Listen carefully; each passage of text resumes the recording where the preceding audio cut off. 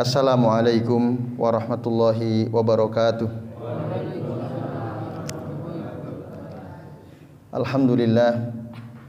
Alhamdulillahilladzi arsala rasulahu bil huda wa dinil haq liyudhhirahu 'alad dini kullih wa kafaa billahi syahida.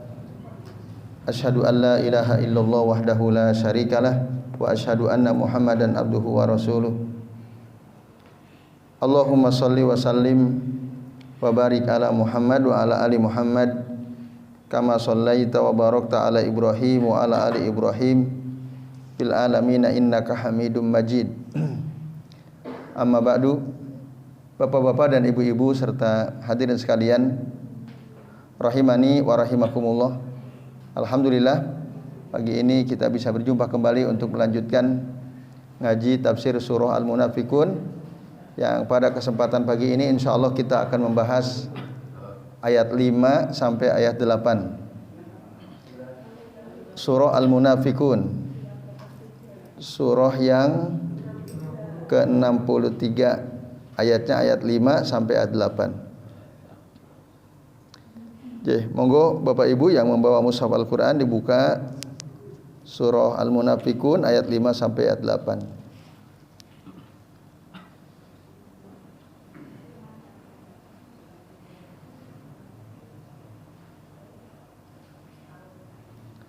Sudah ketemu je Bapak Ibu? Baik, kalau sudah mari kita baca ayat yang akan kita bahas. Kami baca, nanti Bapak Ibu mengikuti setelah bacaan kami. A'udzu billahi minasy syaithanir rajim.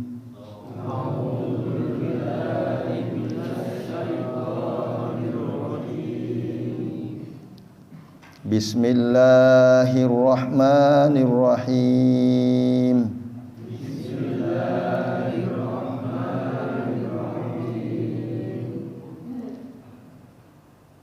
Wa idza qila lahum ta'alau yastaghfir lakum Rasulullah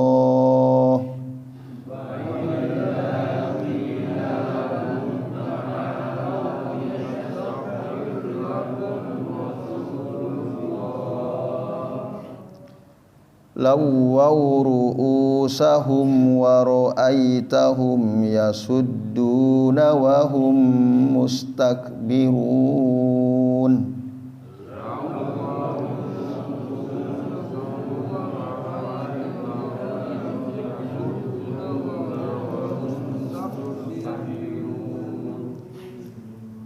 Sawa'un 'alaihim astaghfarta lahum am lam tastaghfir lahum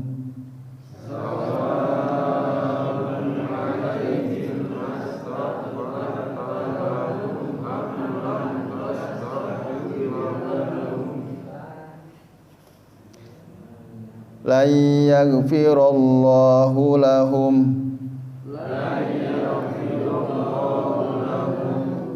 innallaha la yahdil qaumal fasiqin.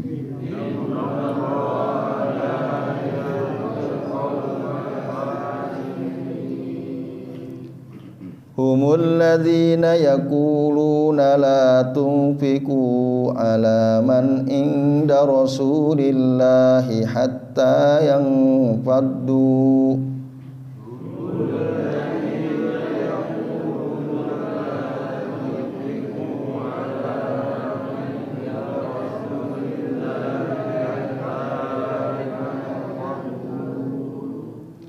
Walillahi khazainus samawati wal ardh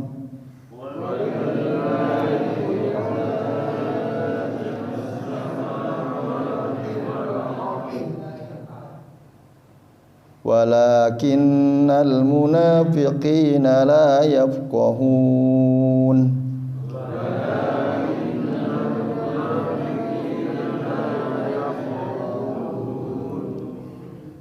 Yaquluna la irja'na ilal madinati la yukhrijannal a'azzu minhal azal.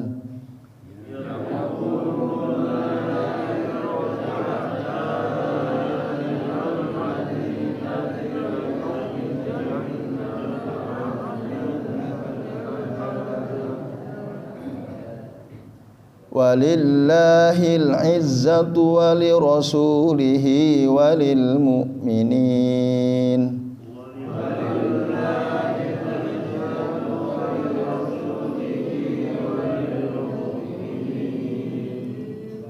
Walakinnal munafiqina la ya'lamun.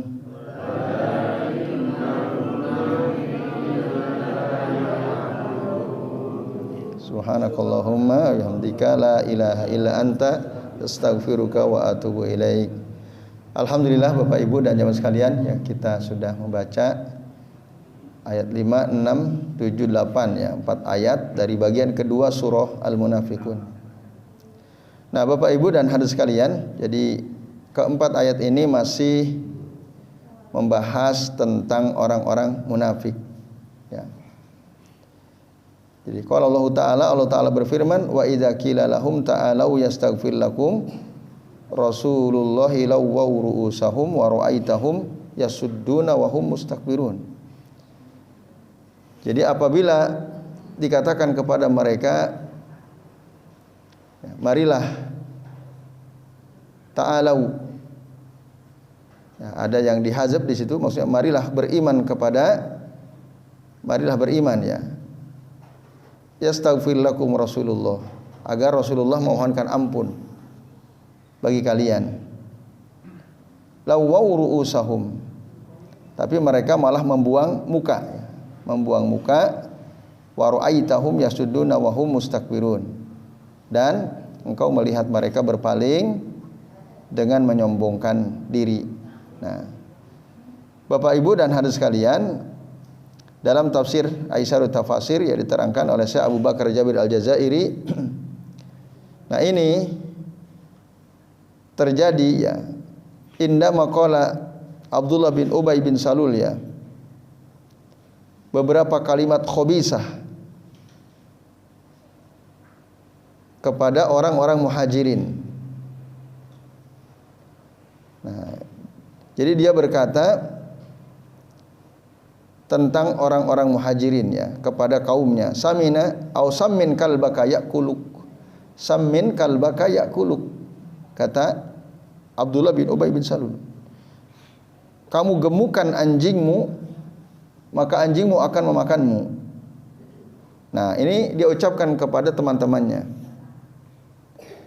Jadi Abdullah bin Ubay bin Salul kan memang dia tinggal di Madinah, ya, tokoh di kaumnya. Ketika Rasul dan kaum muhajirin pindah, awalnya jumlahnya sedikit, lalu semakin banyak. Nah, lalu dia mengumpamakan orang-orang muhajirin itu seperti anjing gitu, ya. Samina kalbuka yakuluk. Jadi kalau anjingmu sudah semakin gemuk, maka dia akan memakanmu. Jadi si Abdullah bin Ubay bin Salul merasa terdesak dengan banyaknya para sahabat Nabi dari kalangan muhajirin. Nah, sehingga akhirnya dia mengatakan, la tunfiqu alal muhajirina hatta yatafarraqu an Muhammadin sallallahu alaihi wasallam. Jadi janganlah kalian, ya, berinfak atau mendukung orang-orang muhajirin sampai mereka meninggalkan Muhammad, ya, sallallahu. Itu yang diucapkan oleh si Abdullah bin Ubay bin Salul. Bahkan dia mengatakan, ya, sebagaimana disebutkan di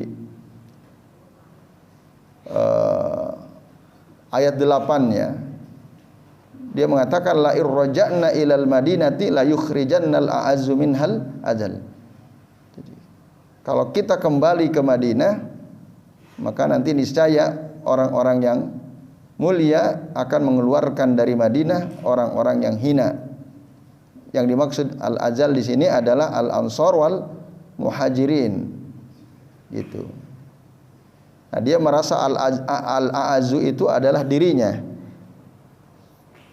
yakni nafsuhu warufaqauhu atau warifaquhu al-munafiqin, wa amma al-adzal yakni al-ansar wal muhajirin.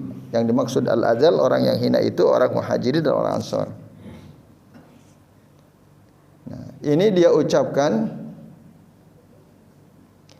pada saat terjadi perang Bani Mustalik.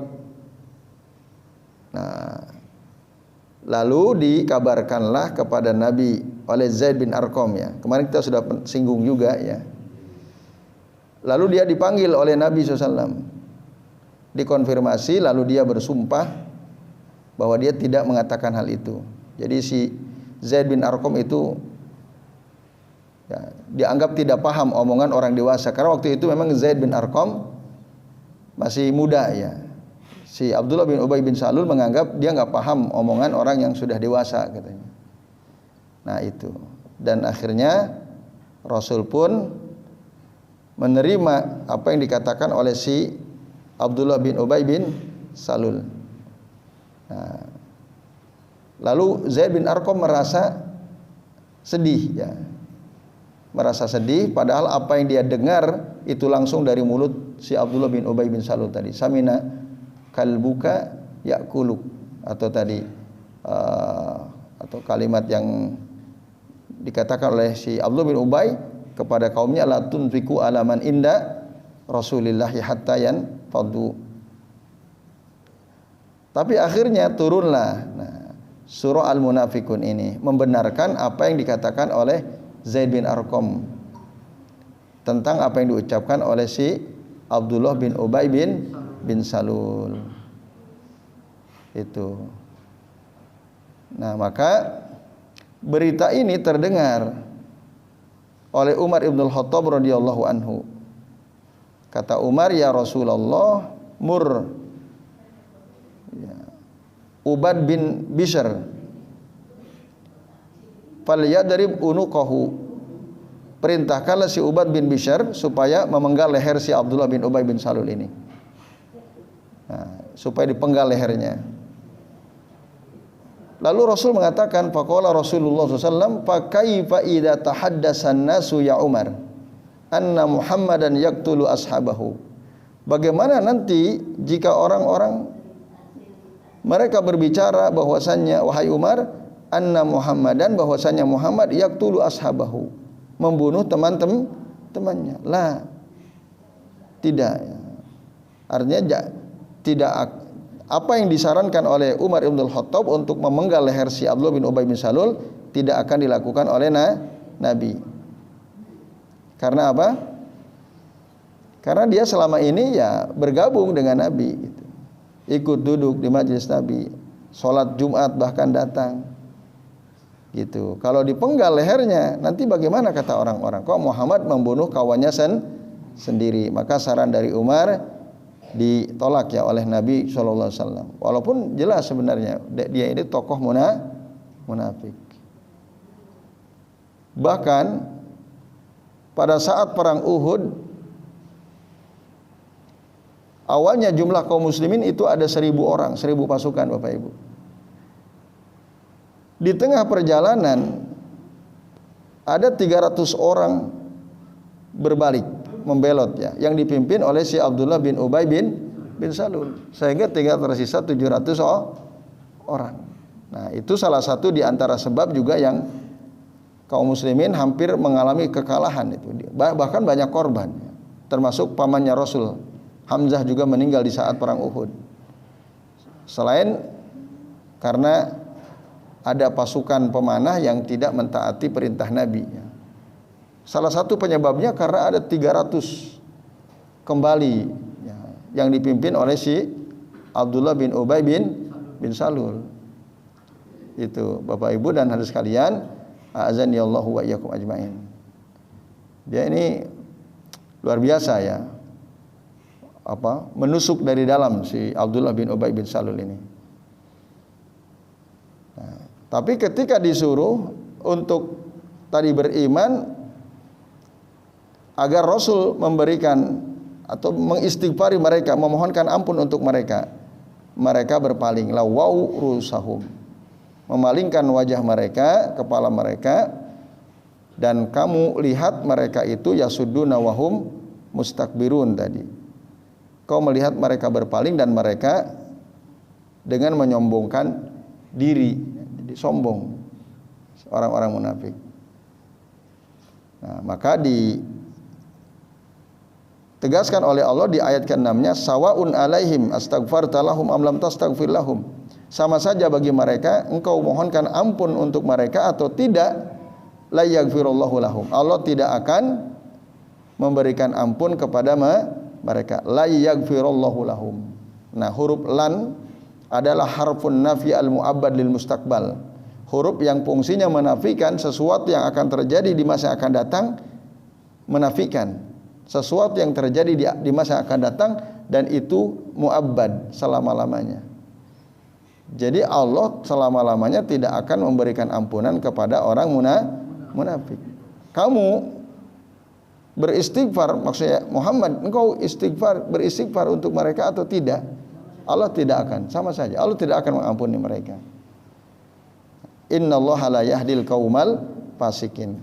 Sesungguhnya Allah tidak memberi petunjuk kepada kaum yang fasik. Yang fasik itu yang keluar dari ketaatan kepada Allah, tidak mentaati Allah Subhanahu wa taala. Nah, ini Bapak Ibu dan hadirin sekalian, a'azani Allahu wa iyyakum ajmain. Nah, sifat orang munafik. Jadi enggak ada manfaatnya di istighfar itu. Gitu. Malah mereka sombong. Nah, kemudian di ayat ke-7-nya, bahkan selain sombong mereka berkata, humul ladzina yaqulun la tunfiqu alaman inda rasulillahi hatta yanfadu. Janganlah kalian, nah ini perkataan si Abdullah bin Ubay bin Salul kepada teman-temannya kaum munafikin ya yang ada di Madinah. Berinfak. Nah, maksudnya janganlah kalian mendukung, ya, bersedekah kepada orang-orang yang ada di sisi Rasulullah Shallallahu Alaihi Wasallam. Nah, gitu.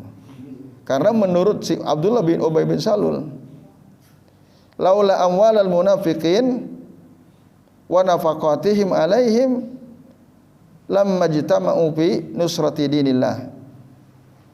Seandainya bukan karena harta orang-orang munafik, bukan karena nafkah atau sedekah orang munafik atas mereka, mereka yang dimaksud di sini adalah kaum muhajirin dan pengikut Nabi Muhammad, lamma ijtama'u fi nusrati dinillah. Mereka tidak akan berkumpul untuk menolong agama Allah. Ini menurut za'am mereka atau klaim mereka ya. Orang-orang munafik itu. Nah, karena memang orang munafik itu ada orang yang paling menginginkan akan terhinanya agama ini ya. Hum ahrasan nasi ala khadalanid din gitu. Wa aziyatil muslimin, dan sangat menginginkan untuk menyakiti kaum muslimin dengan klaimnya mereka. Tuh, dalam tafsir As-Sa'di ya, diterangkan seperti itu. Nah, ini allati la taruju illa alaman la ilma lahu bihaqaiqil umur, yang tidaklah mungkin keluar kecuali atau tidak terjadi kecuali atas orang yang tidak punya ilmu tentang hakikat perkara ya, suatu perkara. Nah, oleh karenanya Allah membantah, qala Allahu azza wa jalla raddan liqaulihim, Allah taala membantah ucapan mereka. Tadi kan mereka orang munafik, si Abdullah bin Ubay bin Salul dan teman-temannya menganggap mereka kaum muhajirin, kaum ansor bisa berkumpul ya untuk menolong agama ini karena menurut mereka karena harta dari orang munafik, karena sedekah dari mereka gitu. Itu menurut keyakinan atau klaim si orang munafik yang dipimpin oleh Abdullah bin Ubay bin Salul tadi. Lalu Allah katakan walillahi khazainus samawati wal ardh. Milik Allah lah perbendaharaan yang ada di langit dan di bumi. Maksudnya kata Al-Imam As-Sa'di, fayu'ti ar-rizqa may yasha wa yamna'uhu may yasha wa yuyassirul asbab liman yasha wa yasiruha alaman yasha. Allah lah yang memberi rezeki kepada yang dikehendaki. Allah lah yang mencegah rezeki ya, dari yang Allah kehendaki, dan Allah lah yang memudahkan sebab-sebab datangnya rezeki kepada yang dikehendaki dan menyulitkan rezeki atas orang yang Allah kehendaki. Jadi semuanya itu Allah ya, bukan karena nafkah dari si Abdullah bin Ubay bin Salul, bukan karena sedekah dari mereka, bukan. Tapi Allah, lillahi khazainus samawati wal ardh. Walakinnal munafiqina la yafqahun. Tetapi orang-orang munafik mereka tidak paham. Anna khazaina ar-rizqi, nah, bahwa perbendaharaan rezeki itu bukanlah di tangan mereka. Laisa fi aidihim wala tahta masyiatihim, dan bukan pula di bawah kehendak mereka itu.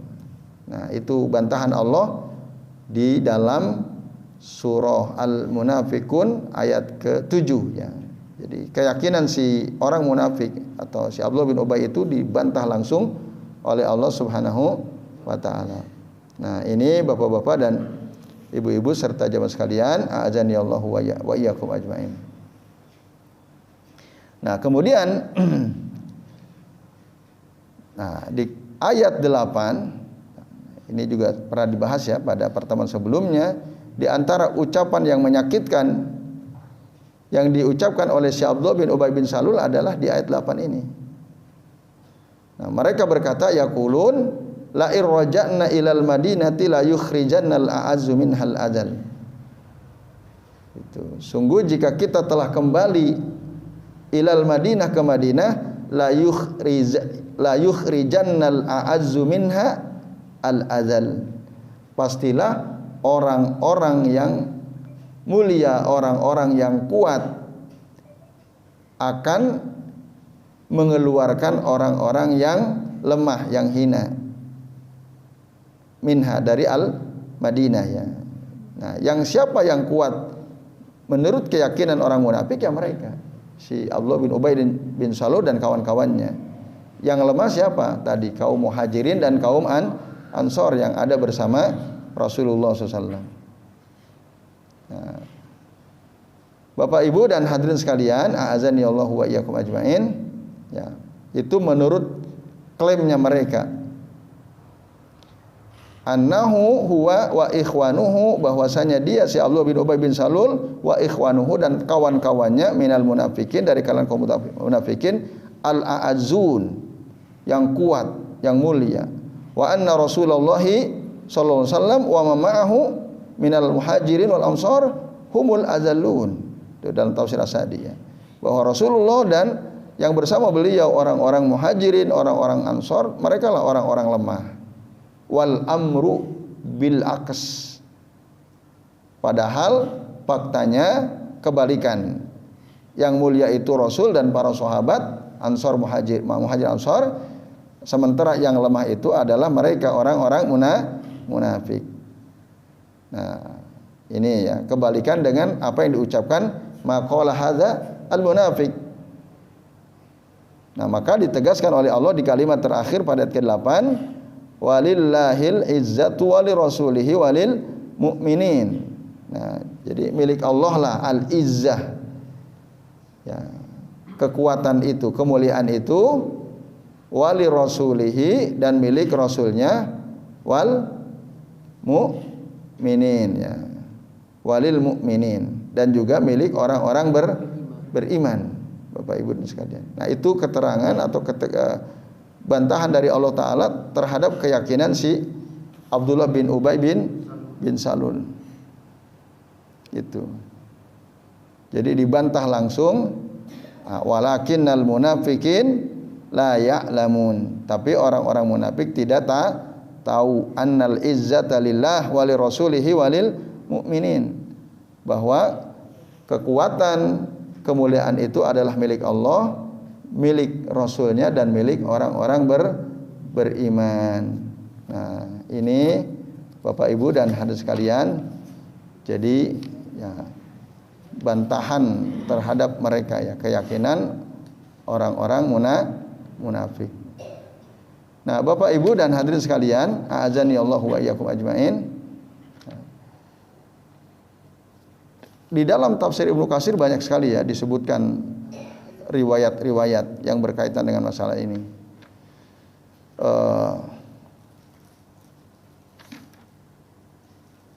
Nah, sampai putranya ya Abdullah bin Ubay bin Salul ini berkata kepada bapaknya. Nah, ketika tadi bapaknya mengatakan la yukhrijannal a'azzu minhal azal itu, berkatalah Abdullah. Nah, jadi si Abdullah bin Ubay bin Salul itu punya anak dinamai Abdullah juga, sama dengan nama bapaknya. Abdullah bin Abdullah gitu ya. Kurang kreatif Abdullah bin Ubay bin Salul ini ya. Jadi ngasih nama anaknya sama dengan nama dirinya. Apa anaknya?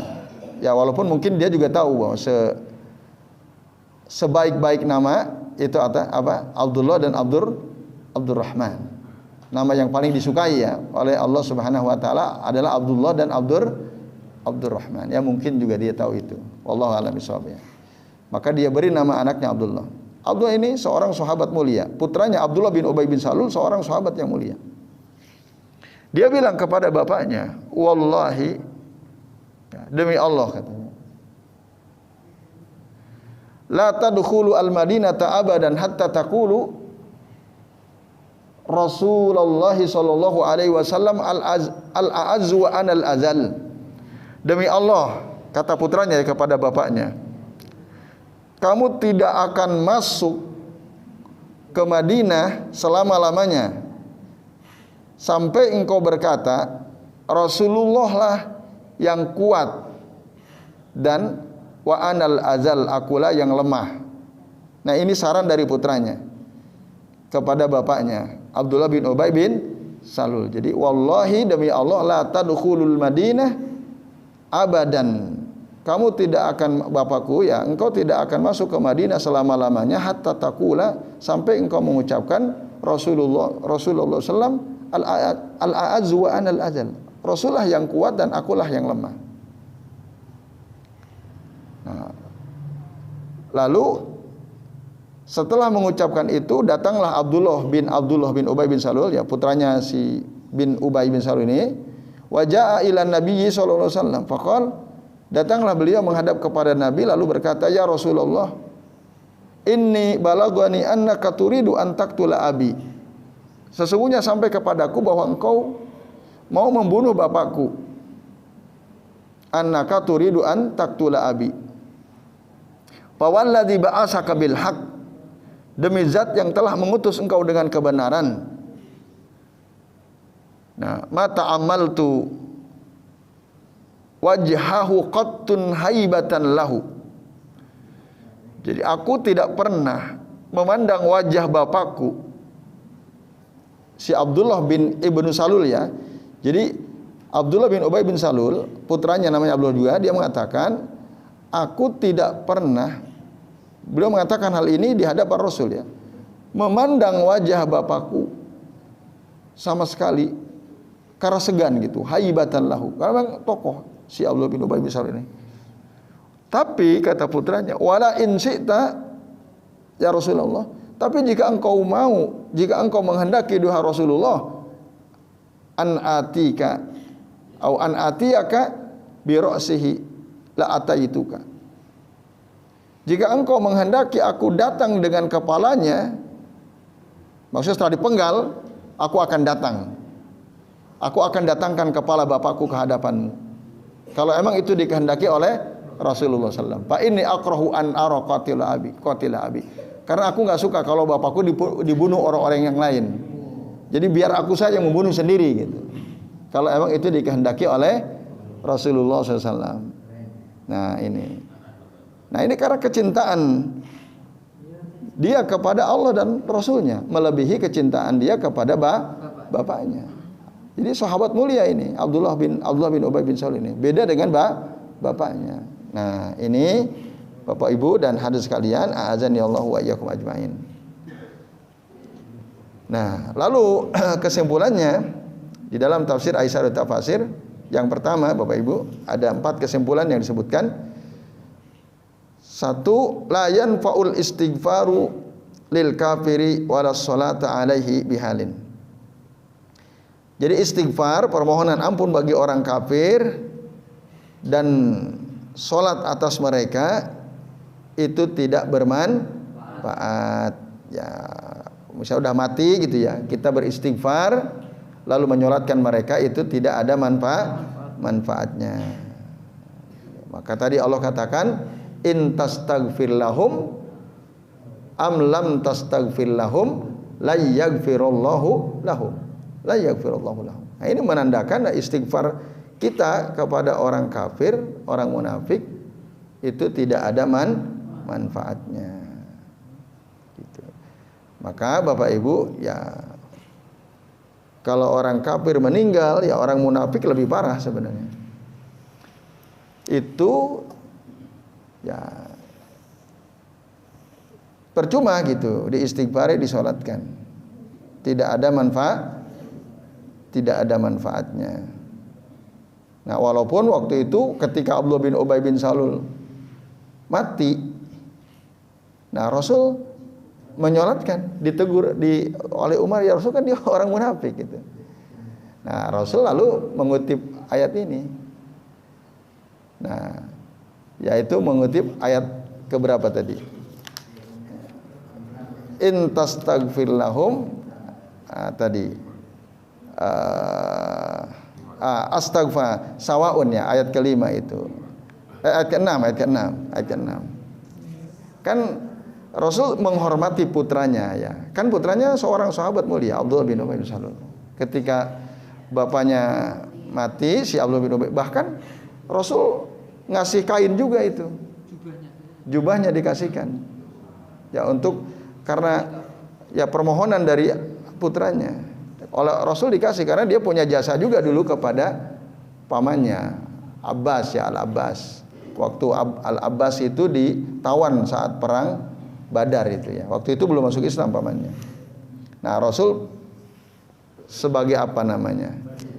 Dulu dia berbuat baik, oleh Rasul dikasih, disolatkan. Nah, oleh Umar ditanya, dia kan orang munafik ya Rasulullah. Nah, lalu kata Rasul, sawaun alaihim astaghfarta lahum am lam tastaghfir lahum la yaghfirullahu lahum. Jadi sama aja.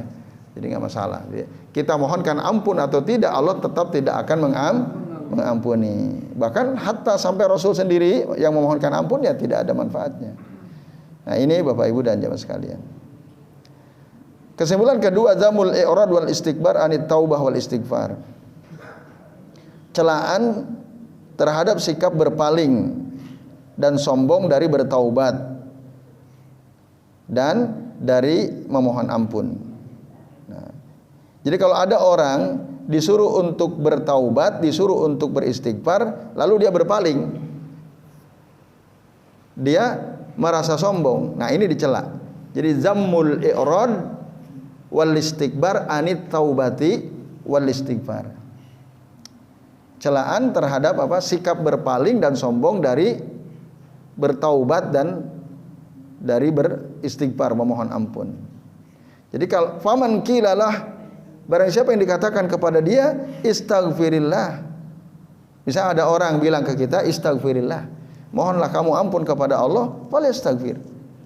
Maka hendaklah dia mengucapkan astagfirullah wala yatakabbar, jangan sombong. Bal alaihi an yaqul, hendaklah dia mengucapkan astagfirullah atau Allahumma firli. Kalau ada orang yang mengingatkan kita melakukan kesalahan, kata teman kita, istaghfirillah ya akhi, istaghfirillah. Ya, jangan sombong, jelas kita salah.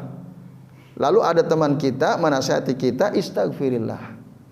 Istaghfirillah ya akhi. Jangan mau apain istighfar. Nah, itu bahaya, seperti Abdullah bin Ubay bin Salul. Tapi ucapkan astagfirullah atau Allahumma firli. Nah, itu. Ya, kesimpulan yang kedua itu. Agar apa? Supaya kita ini tidak berpaling. Yang ketiga, kesimpulan ketiga, masadiru ar-rizqi kulluha biyadillahi ta'ala. Sumber-sumber rezeki seluruhnya di tangan Allah Subhanahu wa ta'ala. Nah, innahu huwar razzaq dzul quwwatil matin. Dalam surah apa itu? Yang wa ma khalaqtul jinna wal insa illa liya'budun. Az-Zariyat ya. Nah, terus kan Allah mengatakan innahu huwar razzaqu dzul quwwatil matin. Sesungguhnya Allah lah yang maha pemberi rezeki, yang memiliki kekuatan yang kokoh. Jadi rezeki itu semuanya biyadillahi ta'ala. Maka falyatlub ar-rizqa bi ta'atillahi wa rasulihi wa la bi ma'siyatihi ma. Maka mintalah rezeki ya, falyatlub ar-rizqa, mintalah rezeki bi ta'atillahi wa rasulihi, dengan mentaati Allah dan Rasulnya, wala bi ma'siyatihi ma, dan jangan bermaksiat kepada keduanya. Jadi itu. Jadi kalau kita taat pada Allah dan Rasulnya, nah nanti akan terbuka tuh rezeki. Itu sekalian. Nah, kan banyak ayat lah yang menunjukkan itu ya. Nah, jadi minta kepada Allah dengan ketaatan kepada Allah dan Rasulnya. Wa may yuti'illaha wa rasulahu faqad faza fauzan azima, dalam surah Al-Ahzab ayat 71 ya. Barang siapa yang taat kepada Allah dan Rasulnya, maka sungguh dia telah mendapatkan kemenangan yang besar. Jadi taati Allah, taati Rasulnya, kita akan mendapatkan kemenangan, termasuk mendapatkan rezeki dari Allah Subhanahu wa taala. Yang terakhir, kesimpulan keempat, al-izzatu al-haqqah lillahi wa li rasulihi wa lil mu'minin. Nah, jadi kemuliaan, kekuatan yang sesungguhnya itu adalah hanya milik Allah, milik Rasulnya, dan milik orang-orang beriman. Al-izzah al-haqqah. Falidha, oleh karena ini, yajibu alal mu'mini alla yuzilla ya, wala yuhawwina li kafirin. Oleh karena ini wajib atas seorang mukmin untuk tidak merendahkan, melemahkan dirinya terhadap orang kafir. Jadi kita sebagai mukmin jangan merendahkan diri kita, menghinakan diri kita di hadapan orang kafir. Karena sesungguhnya ya kemuliaan, kekuatan itu ada pada, selain pada Allah dan Rasulnya, juga pada orang-orang beriman. Nah, itu bukan sombong, beda lagi kalau sombong. Tidak merendahkan diri, tidak menghinakan diri, itu bukan berarti sombong. Karena sombong itu apa? Batarul haqqi wa ghamtun nas, ya, menolak kebenaran dan merendahkan manusia. Kalau tidak merendahkan diri kita di hadapan orang, apakah itu artinya kita merendahkan orang lain? Tidak. Gitu. Tidak demikian. Jadi ini Bapak Ibu dan hadirin sekalian, a'azani Allah wa iyyakum ajmain. Ya, kesimpulan-kesimpulan dari tafsir surah Al-Munafiqun ayat 5 sampai ayat 8 ya. Baik, demikian yang bisa kami sampaikan. Sebelum diakhiri, monggo barangkali ada yang mau bertanya. Pak Nasir, Pak Budi, ya. Mau mengilustrasikan kita. Kalau orang Jawa itu kan buah itu jatuhnya tidak jauh dengan pohonnya kan? Ya, dari pohonnya. Ya. Terus? Tapi Quran malah berbalik. Bagaimana jahatnya seorang Abdullah bin Mas'ud. Ya. Ini Pak Ustaz. Abu Jahal punya Ikrimah itu. Abu Jahal punya Ikrimah yang begitu soleh. Abdul Salam punya anak yang begitu soleh namanya Abdullah. Tapi kok Nabi Nuh anaknya sama. Kebalikan. Iya.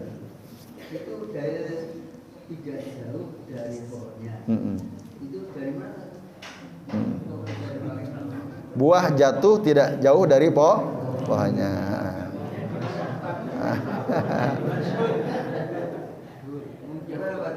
Iya.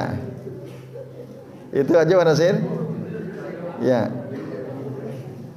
Terus? Jabatan itu sebagai kepala suku atau sebagai apa? Itu kan kalau kepala suku berarti dia kepala suku yang munafik ya. Di dunia ini ada nggak? Coba tunjukkan Ustaz. Kepala negara yang munafik seperti Abdul Nasir ada seperti ya di dunia aja. Ya. Udah? Oke, makasih Pak Nasir. Monggo Pak Budi. Orang munafik itu kan membingungkan Pak. Ya. Yang sana seperti ini, bila ini beda. Pada zaman itu Rasulullah katakan mempertahankan, padahal Salafi pada awal-awal masuk ke Indonesia, Ustaz Jafar Umar Thalib dan teman-teman itu menyarankan jamaah itu jangan bergaul dengan orang yang beragamanya bingung, maupun ke pengajian-pengajian yang membingungkan. Ya. Kalau sekarang kan berteman dengan WA, melihat konten-konten yang membingungkan, jangan. Itu bagaimana? Salafi dulu menyarankan jangan bergabung. Kalau zaman Rasulullah kalau masih mempertahankan orang munafik gitu Pak. Kok tadi Rasul ketika Umar menyarankan suruh aja si pula untuk memenggal lehernya gitu. Jangan nanti malah orang bilang kok Muhammad membunuh kawannya sendiri kan gitu. Padahal itu kan munafik kan membingungkan. Iya, iya. Tapi Salafi awal masuk ke Indonesia jangan bergaul dengan orang yang beragama yang membingungkan, jangan ke pengajian yang membingungkan. Ya. Kalau sekarang jangan berteman dalam grup yang membingungkan atau melihat konten-konten yang tidak jelas. Nah terus yang kontradiksi gitu. Oh gitu. Antara fatwa para ulama di Indonesia dengan apa fakta yang terjadi di zaman Rasul itu maksudnya. Ya. Ya. Ya. Cuma untuk memastikan aja. Tadi yang waktu Ubay meninggal itu kan disolatkan Nabi ya. Diingatkan Umar. Terus Rasul itu mengucapkan di ayat 6 itu memang hanya untuk memperjelas itu ya. Maksudnya memperjelas. Memperjelas kalau memang apa ya ucapan Nabi itu memang Apakah demikian ya? Iya. Ya, terima kasih. Ya, silakan. Tadi sering disampaikan itu Allah melakukan bantahan. Itu berarti Sebentar. Ya, monggo Pak. melakukan bantahan. Nah, itu apakah turunnya berupa wahyu atau apa gimana? Cara Allah melakukan bantahan itu gimana? Dan adakah hadis yang menyatakan berapa kali Allah itu apa dengan firman Allah itu sampai kepada Nabi Muhammad sampai berapa kali? Ada nggak? Rinciannya gitu ya. Ya. Ya, terima kasih Pak Singgi ya. Sebentar. Baik, Bapak Ibu dan jamaah sekalian, ada beberapa pertanyaan ya. Yang pertama dari Pak Nasir ya. Bukankah ada istilah buah jatuh tidak jauh dari pohonnya? Yang artinya anak itu, peribahasa ini kan menjelaskan bahwa seorang anak itu pasti nanti karakternya tidak jauh dari bapaknya, kan gitu ya Pak Nasir ya. Tapi kenapa dalam Al-Quran tidak sama dengan peribahasa itu? Fakta dalam Al-Quran ada beberapa fakta yang menunjukkan ternyata slogan buah jatuh tidak jauh dari pohonnya itu tidak berlaku gitu ya. Dalam Al-Quran ya buktinya tadi ada Abdullah bin Ubay bin Salul, bapaknya tokoh munafik tapi anaknya seorang sahabat yang baik yang mulia. Ada Abu Jahal, bagaimana kerasnya memusuhi Nabi. Nah, tetapi putranya Ikrimah radhiyallahu anhu justru membela Nabi.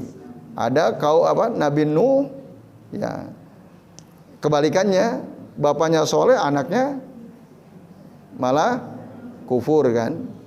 Nah itu. Berbalik dengan sudah dari Nabi ketika jauh bawah Yumajisani Awi Nasironi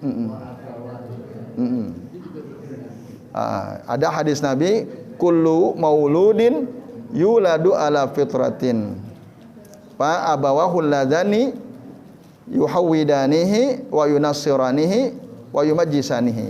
Nah, bertentangan juga gitu ya dengan hadis ini. Kata Nabi, setiap anak lahir berdasarkan fitrahnya. Maksudnya fitrah apa? Senantiasa mentauhidkan Allah Ta'ala.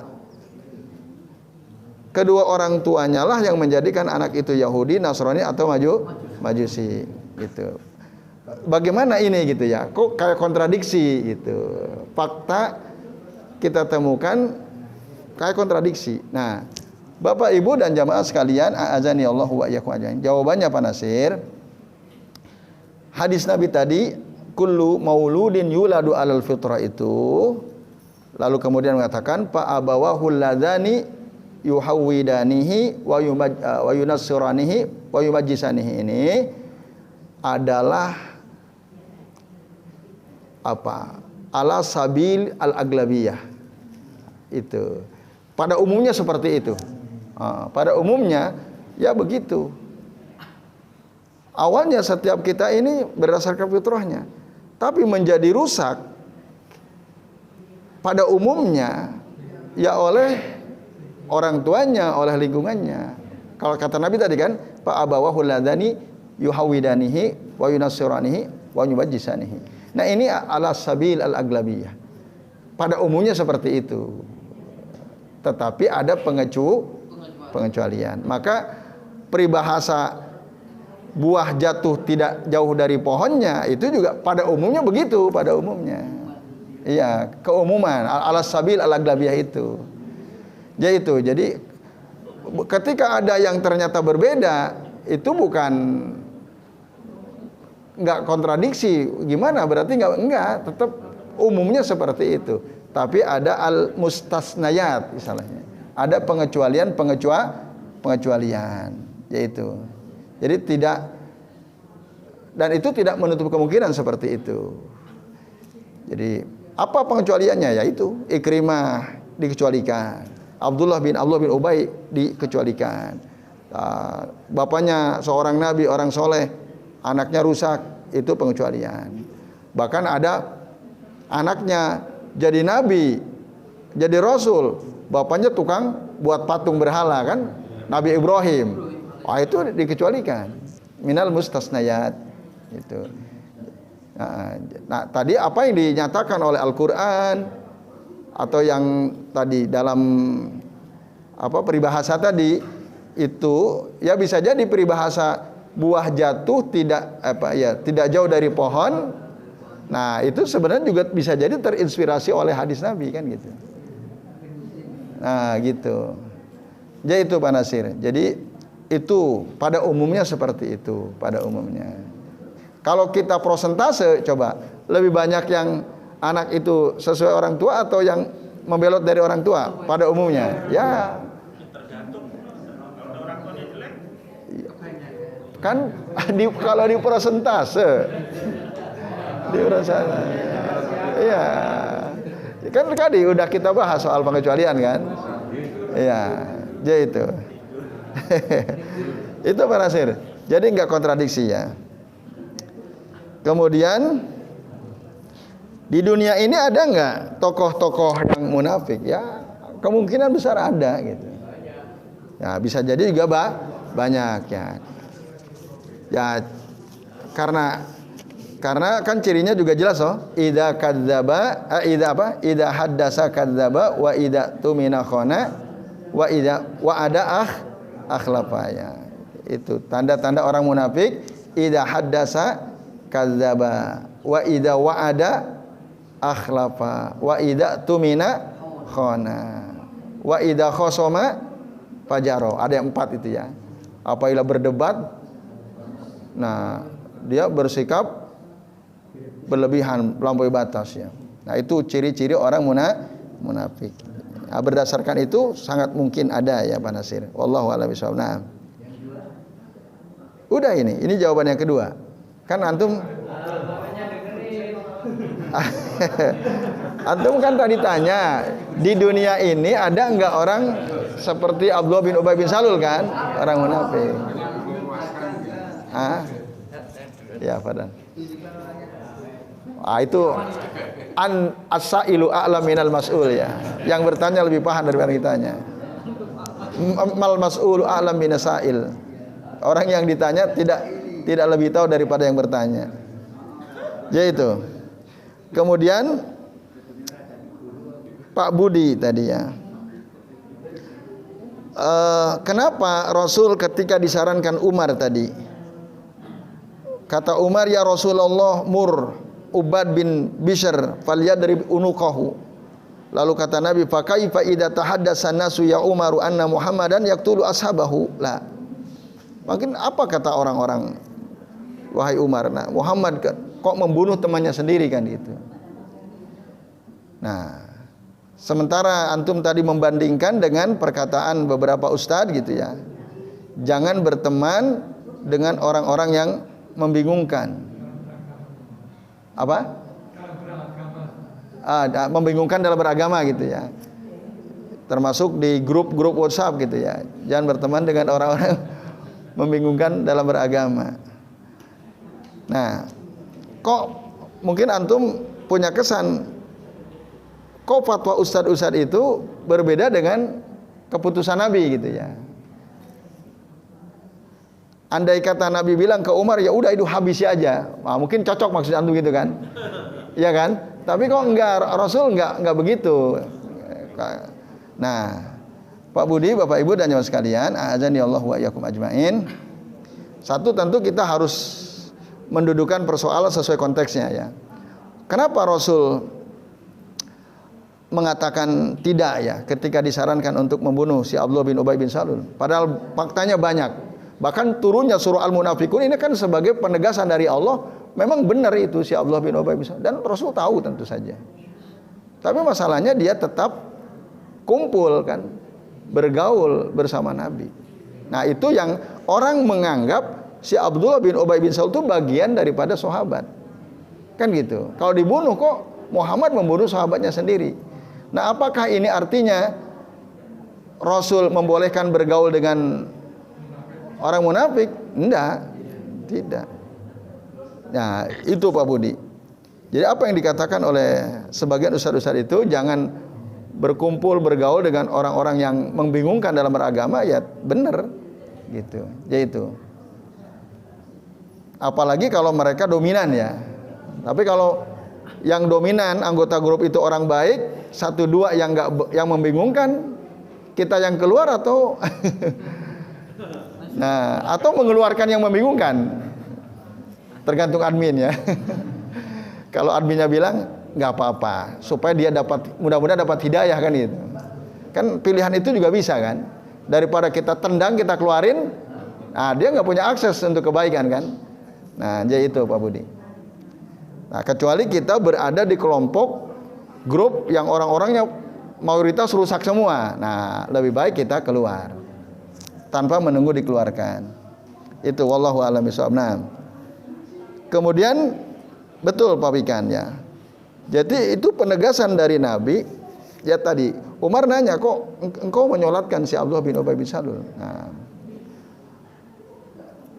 karena kata Allah kan sawaun alaihim astaghfarta lahum am lam tastaghfir lahum la yaghfirullahu lahum. Ya dimaafkan, dimohonkan ampun atau tidak, tetap Allah tidak akan memaafkan mereka. Di sisi lain, Rasul ingin menyenangkan hati putranya, karena putranya seorang sahabat. Kan dia setidak-tidaknya secara sosial, alhamdulillah lah, Rasul tetap menyolatkan bapak bukan. Coba andai kata Rasul tidak mau, mungkin kecewa. Ya Allah, bapak kan gitu. Nah, itu juga satu keputusan penting. Walaupun ketika Umar, kenapa engkau sholatkan si Abdullah bin Ubay? Ya tadi dimohonkan ampun atau tidak, Allah tidak akan ampuni dia, selesai sebenarnya. Ya itu. Nah itu, wallahu a'lam bishawab. Nah, di sisi lain tadi beliau ingin menjaga perasaan hati putranya, seorang sahabat yang mulia. Yaitu Bapak Ibu dan jamaah sekalian, a'adzani Allah wa iyyakum ajmain. yang bisa kita bahas. Terima kasih atas perhatiannya. Oh iya, Masya Allah. Terima kasih. Ya Pak Singgi. Bapak Ibu dan sekalian, lalu pertanyaan terakhir Pak Singgi, bagaimana cara Allah membantah? Ya dengan menurunkan wahyu tadi. Misalnya orang-orang munafik merasa bahwa yang ngasih rezeki itu mereka kepada Nabi Muhammad, kepada kaum muhajirin. Lalu akhirnya mereka bilang la tunfiku alaman inda rasulillahi hatta yanfaddu. Lalu Allah bilang apa? Nah, tadi bantahannya Allah mengucapkan, nah, walillahi khazainus samawati wal ardh. Milik Allah lah perbendaharaan yang ada di langit dan di bumi. Ini bantahan Allah. Bagaimana cara Allah membantah? Ya ini turunnya ayat. Ketika Allah menurunkan ayat disampaikan kepada Rasulullah, inilah bantahan Allah. Oh, berarti kalau itu yang antum tanyakan, bagaimana turunnya wahyu? Ya, turunnya wahyu itu ada beberapa cara ya. Ada lewat mimpi, ya. Ada langsung disampaikan oleh malaikat Jibril kepada Rasul Sallallahu Alaihi Wasallam. Ya, Rasul menjelaskan ada seperti suara lonceng itu sangat keras, sampai Rasul menggigil, ya, berkeringat dan seterusnya. Itu ada beberapa cara yang dijelaskan oleh beliau, termasuk oleh Aisyah radhiyallahu anha tentang turunnya wahyu itu. Lalu berapa kali turunnya wahyu? Banyak, berkali-kali. Tidak ada keterangan rinci dalam hadis. Yang jelas wahyu itu turun selama 23 tahun. Pertama kali turun di Gua Hira waktu Rasul berkholwat. Nah, itu awal mula beliau ketika turun surah Al-Alaq, Iqra bismi rabbikal ladzi khalaq. Nah, itu beliau diangkat menjadi nabi. Nah, kapan diangkat jadi rasul? Ketika turun surah Al-Mudatsir. Ya ayyuhal mudatsir kum fa'anzir. Nah, bangkitlah engkau lalu berikanlah peringatan. Nah, ini turunnya surah Al-Mudatsir. Nah, itu adalah tanda Allah mengangkat Nabi Muhammad sebagai rasul gitu. Dan mulai saat itulah ayat Al-Qur'an wahyu Allah turun selama salasa wa isrina sana, 23 tahun. Dan semua wahyu itu terbang dari Al-Quran semua ya, Ada wahyu yang tidak betul. ada. Kan ada hadis qudsi, ada hadis nabi. Itu semua wahyu dari Allah kan? Nah, dalam Al-Quran Allah katakan apa? La yantiku anil hawa in huwa illa wahyu yuha. Rasul itu tidak pernah bicara berdasarkan hawa nafsu, semuanya adalah wahyu yang Allah wahyukan kepadanya. Tapi ada wahyu yang jadi Al-Quran, ada wahyu yang jadi hadis qudsi, dan ada wahyu berupa hadis Nabi. Kalau hadis qudsi sama hadis Nabi ini apa? Hadis qudsi itu adalah ya maknanya itu dari Allah Ta'ala, tetapi lafadznya dari Nabi. Kalau Al-Quran makna dan lafadznya semua dari Allah. Jadi Nabi manut.